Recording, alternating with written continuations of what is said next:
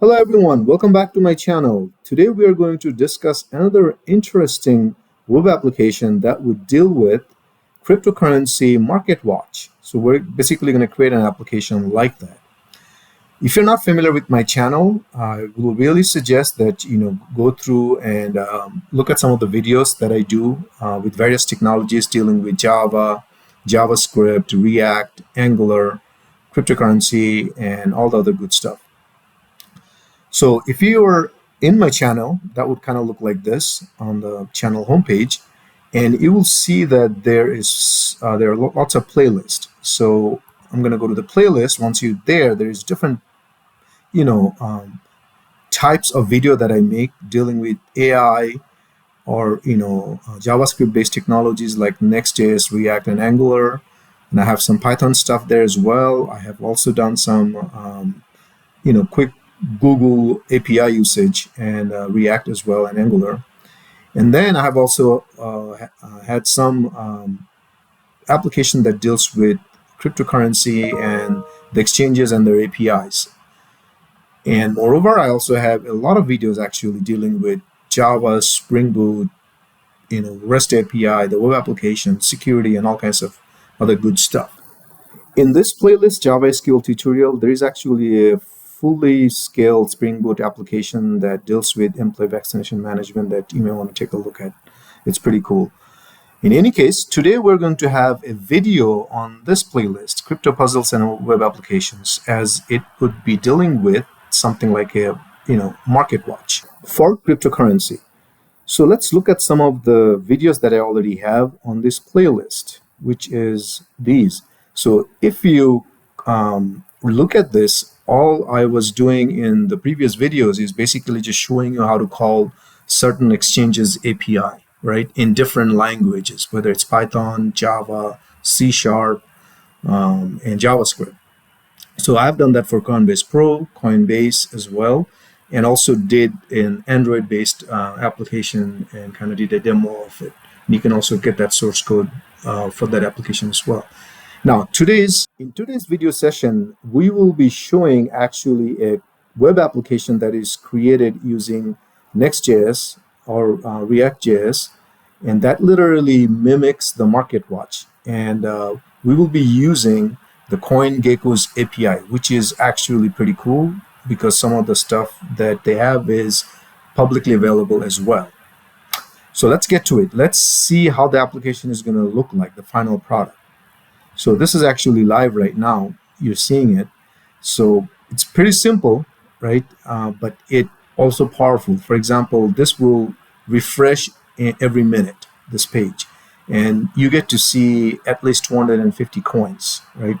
Of course, Coinbase, not Coinbase, I mean to say the CoinGecko probably has about 10,000 plus coins and NFTs and all that other stuff dealing with cryptocurrency. So here, just for the simple application and demo purpose, I have only have gotten 250, which is fine. As you can see, as we're talking, it refreshed, again, and it will keep refreshing every 1 minute. So it's kind of like you're really watching real-time price of, something like Aave, and then their highs and lows of 24 hours and the change in percent, right?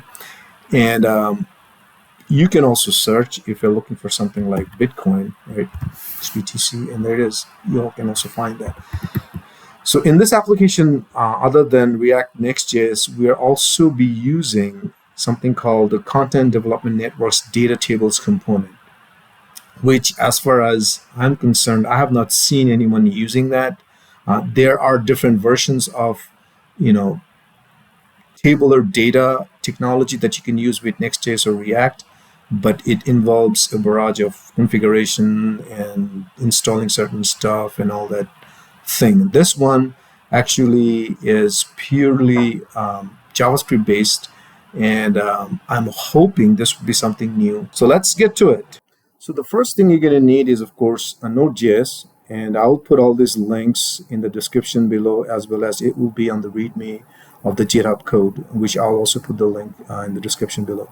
You're going to need the Node.js, first of all, and then download and install the software based on the platform that you are in. Then the next thing you're going to need is Visual Studio Code. Now you don't have to use Visual Studio Code, but I do use that, and that's what I'm going to be showing you today. So, if you want to follow along, probably this is a good option to do. Depending on the platform, just download and install Visual Studio Code. The next step would be to get the code, right? So I will put this GitHub link for your reference in the description, as I said. So you're going to get the code. That's the next step. So after you obtain the GitHub link, you would want to go to your favorite directory and basically get that GitHub code. In my case, of course, I want to put it in this directory, and I would just run git space clone space that URL that you just got and just hit enter. I've already gotten the code, so I'm not going to do it again. And once you extract, it would look something like the following, right? I've already extracted it, as you can see. So once you have the code, great. Then all you got to do is go back to your prompt there, and assuming that you already have the Visual Studio Code installed, all you got to do is code space dot.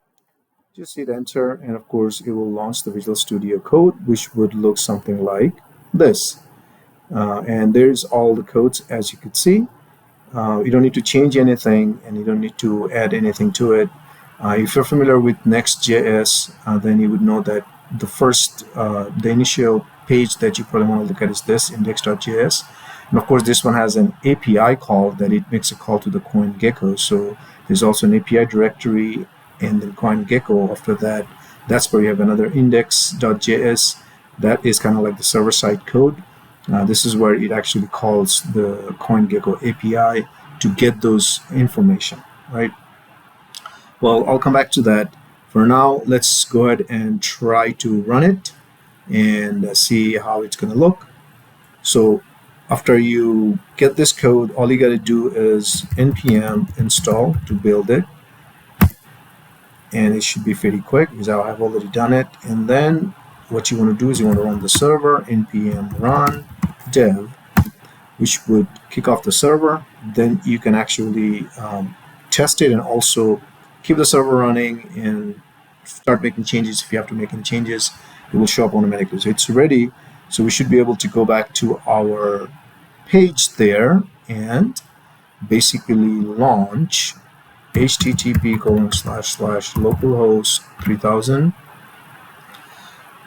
and voila, there it is. So as you can see, it's actually calling the API to get the information, and how do I know it? Is actually telling me here. I have some console logs. So let's look at this thing a little bit. So of course, it has a standard header that I always use, and this is the data table piece that is using from Content Development Network, the CDN tables that I'm using. And if you're interested, it's actually called CDN DataTables. So this is what I'm using, and this is actually free, and they have very good documentation. I'm using the theme with the Bootstrap 5. The default theme is basically jQuery. So go ahead, look it up. There's a barrage of documentation in here. Feel free to look at it. But in brief, that's what basically I'm using. And this is very capable table. By default, it gives you like sorting capability. It gives you a responsive search that I could just do, and it just automatically filters things out. Gives me pagination. It also has stuff like you could do download in PDFs and Excels and CSVs and all that, but I haven't added that. But again, it's got a lot of bells and whistles that you can use for free. Well, this application, as you could see, that it also has a timer. So every minute, or like a pulse, you could also say, that it will automatically go and fetch the new data. Now, for the stability of the application, one of the things I have done or added this is I have actually a local copy of the data in case, let's say, the CoinGecko API is down, or something else happens on the network. Then it would be seamless. It will actually get the data from the local, which is going to be a little stale, old, but it doesn't matter. At least it won't break the application. So anyway, let's go over with the code now. As I was telling you, the starting of the code is this index, and all this is just simple as, you know, the standard HTML. Again, this is not an HTML tutorial, but if you are not familiar, please go ahead, look at the HTML tutorial. There's a lot of link available in the or information available on the internet. So these are just standard things, standard title and all that. The thing that loads the table is this piece right here. As you can see, this is a custom tag, CoinGecko DataTable, which is nothing but it's retrieved from this file. So let's look at that guy. That's this JS right here. So this is the one that's doing all the magic, actually. So of course, in order to use any data tables or any tables, you're going to have at least two information. One is your column information, the other one is your row information, right? The column information on this one, I know exactly what I'm going to show. So I'm kind of declaring that on the top right here as headers, as a constant. And this pulse, as you saw, that it refreshes every 60 seconds. So this, you can pretty easily just change it to like 20 seconds or 10 seconds. And then it will automatically do it. You don't need to change any other code. So that's that. And then the rest of the code kind of goes like this. These are standard, you know, this is Next.js built on the top of React. So this is, you know, simple React stuff that I'm using different states. Is loading is to tell me that, or tell the people to show a nice message saying that this thing is still loading. So the thing is not done yet. So that's why that flag is used. Error is if there's any error happens, I'm going to put it in here and show it. Data is actually the raw data, the actual data that's coming out from the CoinGecko API, and the main information about the cryptocurrencies market watch. The title that I'm passing it from the actual index, and this counter is the counter that I'm going to use to monitor the pulse, you know, what the time is. So very first thing is I'm using use effect, which is kind of like component date mount. So as soon as the component is loaded, I need to fetch the data first of all, right, in an async fashion. Actually, I will wait until the data is retrieved, and it is fetching the data from API CoinGecko, right? So this is again one of the nice facility of Next.js, that you can actually have the server-side code in there. So this is nothing but that code right there, API CoinGecko, and is going to this index.js. So let's look at that. This is standard function, the handler function that you would do as a server-side API. So the first thing I'm doing is, of course, I created a common method, or common function rather, that is the sync, and which I can wait until the thing is done, which is right here. All it's doing is basically calling CoinGecko API, which has a base URL, and I'm passing the endpoint, whatever I'm going to call it. Right? It's a public API, so I don't need to do anything, no key, nothing has to be passed. But you know, there are some, you know, pro API that I'll come back to that. I'll show you briefly. So anyway, so I'm calling this API, passing the endpoint, and it returns basically the result, right? So right here, the very first thing I do is I'm calling their ping API, meaning just to check if their site is up or not, right? It's always a good idea. So if it's not up, and this is where I was telling you that I retrieved the data from local JSON, right? So I actually have a copy of their data, literally, which is right here. There is a market.json. So as you can see, this is the data. I'm just going to quickly format that. So here's the data that if you didn't have it, then it would just load it from this local file. So it retrieves it from there. If it's not 200, meaning if it didn't go successfully, if it couldn't ping it. But if it was able to ping it, then it goes on, and then it calls this API called Markets API. That's where it gets the real data. And all I'm passing, this is the actual endpoint, is give me in US dollars and just give me the first 250 rows in page 1. So that's all this is saying. So again, sometimes this 1429 is basically saying too many requests. Sometimes they have it, the server may be busy. If that happens, again, I'm doing the same thing. I'm picking the file, picking the data from the local file. So that's what this is. Otherwise, if it's 200, meaning the call went fine, absolutely nice and dandy, then I'm getting the data and getting the result ready, right? Otherwise, of course, I'm setting the error. So it's just an error, aired out. And then at the end of the everything, I'm just returning the result back to the column. So that's basically it. And this is just standard config information for Next.js about how it's the size of the data that that I'm allowing the response in this in size limit and the body parser as well, which may not matter in this case because we're not passing anybody. But in any case, and here's the get market, which is the get market is nothing but the loading this local file. And as you can see, it's just loading the local file market.json and turning into JSON. That's all it is. All right, so going back to our data fetching. So it's fetching the data from there, as you could see, and then it is polishing the data. And out of those data, I only need certain information, not all of them. As you can see that for each of the currency retrieves lots of information. I don't need all of them. I only need like 7 pieces out of that. That's what I'm using. So I'm using stuff like images, symbols, name, current price, high in 24 hours, low in 24 hours, and also price change in percent in the last 24 hours. So then I'm setting the data, and then I'm setting the state of the data, right, so that it can be loaded. And I'll show you that in a second. And if anything bad happens, setting it in an error, and at the end of the whole thing, I'm basically changing the loading to false. I'm basically saying that, okay, the loading is done, so set it to false. By the way, the loading initially was set to true, meaning it's always, whenever this page loads, it says, well, I'm loading, so don't show the table yet. So this is where the pulse is. So here I'm basically saying that, look, hey, if the counter is set to 0, reset the pulse. This is basically the pulse is set to 60 right now, set to 60. And then I'm saying if it's set to 60, then you go get the data, right? So the fetch data that I have declared right here, that's what I'm calling right here, synchronously, actually. And then before that, I'm making sure that loading is set to true, fetching the data, and this piece of information I have to do it in a wait a little bit, at least a second. This is basically where it loads the data table. This is the data table API literally that I'm loading from the data table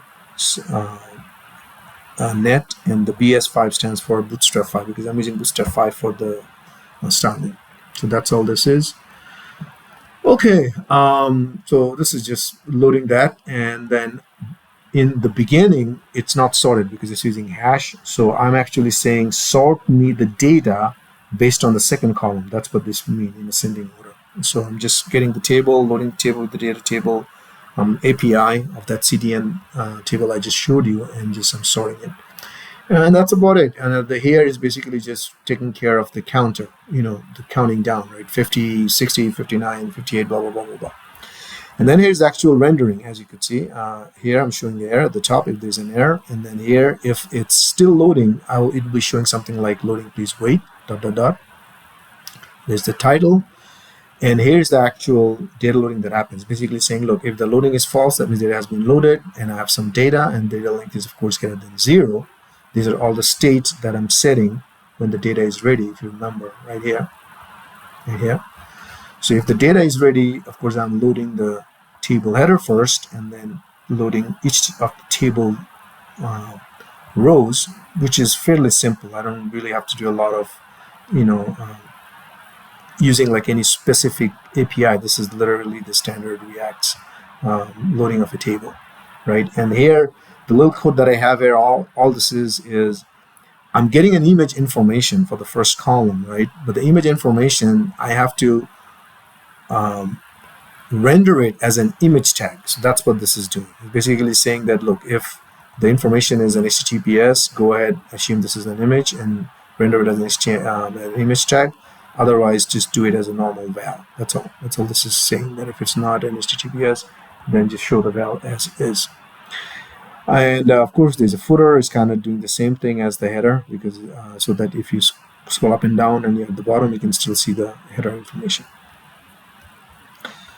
That's kind of it. And this boils down to this, as you can see. So the first column is, of course, it is rendering the icon based on the HTTPS.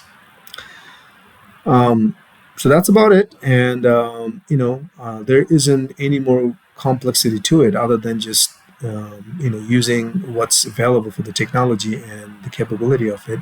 The only other thing that I'll show you is, as I said, I'm using the CoinGecko API and their public API section, right? They actually have, you should take a look at it. They have a lot of public API endpoints that you can use, right? And the one I'm using right here is these two. The first one is the ping, and the second one is this market. These are basically what I'm using. And they have a very nice interface where you can actually even test it, try it out to see how it works, and then you can put it in your code. And all kinds of information in their API. And it's free. So, and I'm going to put this link also with the documentation for you. Well, that's about it for today. And if this video helped you in any way, I would really appreciate if you could subscribe and also hit the bell icon so that you get notified anytime a video like this that comes along. And also, I did mention that I will talk about their pro version. So they also have a pro version, I think, which you can get from here. You see that here it talks about for users with Pro API key, go to this API documentation. So you could just go there and then, of course, register and apply for a Pro API key. And there it will actually tell you in their guidebook exactly, and in this link right here, what are the Pro API endpoint that they have that you can use. And also the other thing that would be lifted, I'm sure, is by default, the public API has a rate limit of 30 calls per minute. So you can only make 30 calls in a minute. So if you're really building a complex application, you probably wanted to get the pro version. And if you get the pro version, please use me as a reference. I would really appreciate that. That's all for today. You all have a great day and a weekend that's coming up. And if you have any questions, feel free to leave a comment, and please do subscribe my channel and hit the bell icon. Thanks. Bye now.